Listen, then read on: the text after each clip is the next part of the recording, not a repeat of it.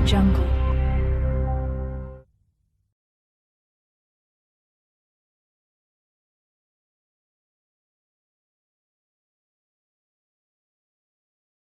Hundreds of pages of court documents unsealed Friday in New York federal court allege new details of sexual abuse claims against multimillionaire Jeffrey Epstein and several associates.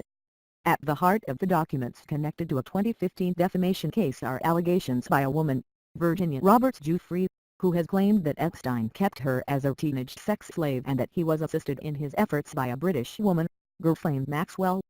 Epstein pleaded not guilty in July to charges from New York federal prosecutors after an indictment accused him of sex trafficking dozens of underage girls, some as young as 14 years old.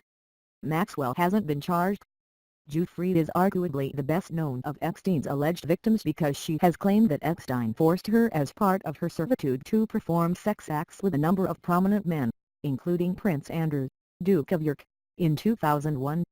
She has also made claims of being sexually abused by lawyer Alan Dershowitz.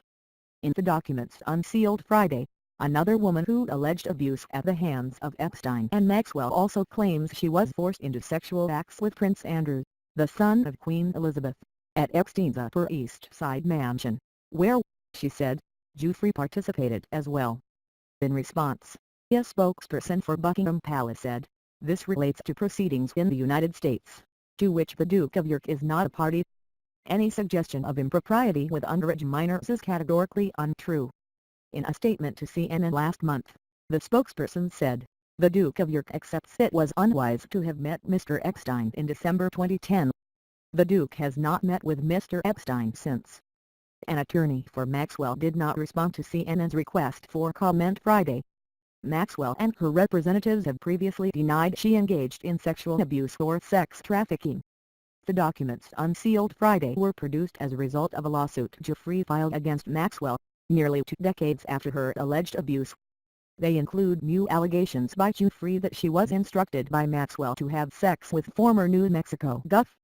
Bill Richardson and former U.S. Senator George Mitchell, among others.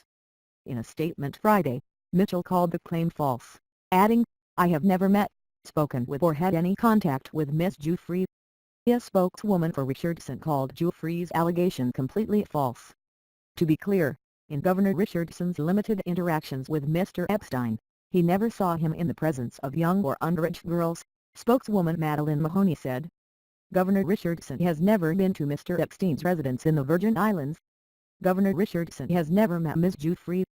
The documents also include an Amazon receipt recovered from the trash at Epstein's Palm Beach mansion for books ordered in his name, including his at 101, A Realistic Introduction, Slavecraft, Road Maps for Erotic Servitude and Training with Miss Abernathy, a workbook for erotic slaves and their owners. The documents disclose Giuffre's 2001 medical records from a hospital that she said Epstein and Maxwell took her to during a period of sexual abuse. The records show Giuffre had complained of irregular vaginal bleeding for 3 weeks, had fainted 2 days prior, falling and hitting her head, and had lost 7 pounds in the past month. CNN has reached out to the hospital to ask whether it flagged the incident to authorities. Other documents show testimony from the other woman who has alleged abuse at the hands of Epstein and Maxwell, and claimed in a deposition that Epstein told her that in his opinion, he needed to have 3 orgasms a day. It was biological, like eating. The U.S. Court of Appeals for the Second Circuit unsealed the documents, ruling that the judge in the defamation case had improperly sealed hundreds of filings. That judge has since died. The defamation case was settled in 2017, after the judge had ruled against a motion for summary judgment filed by Maxwell. An attorney for Epstein, Reed Weingarten, didn't immediately respond to a request for comment Friday, nor did an attorney for Maxwell. In the court filings, Maxwell and her attorney portray Giuffre as an unreliable narrator, pointing to errors in certain dates and figures she provided. Giuffre has said the errors were mistakes. David Boyce, an attorney for Giuffre, said Friday that her lawsuit exposed for prosecutors, and now the public, the scope and scale and ugliness of the Epstein/Maxwell sex trafficking ring. The charges in the July indictment of Epstein share similarities with Giuffre's account, but it's not clear whether she is among any of the unnamed victims in that indictment. Dershowitz, who was part of the legal team that negotiated a controversial 2007 deal that allowed Epstein to avoid federal prosecution for sex trafficking in Florida and instead plead guilty to lesser state charges, has denied her claims and accused her of fabricating the allegations against him. Friday, he said in a statement that the fresh batch of documents categorically proved that Virginia Roberts never had sex with me. In April, she filed a separate defamation lawsuit against him. That case is ongoing. Dershowitz has filed a motion to dismiss.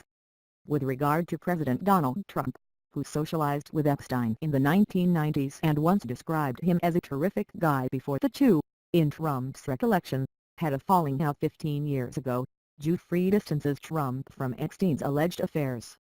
According to a transcript of a video deposition Giuffre gave in 2016, she disputed aspects of a 2011 story in the Daily Mail that was based on a series of interviews Giuffre had given to one of the reporters, Sharon Churcher. The story quotes Giuffre as saying, "Donald Trump was also a good friend of Jeffrey's.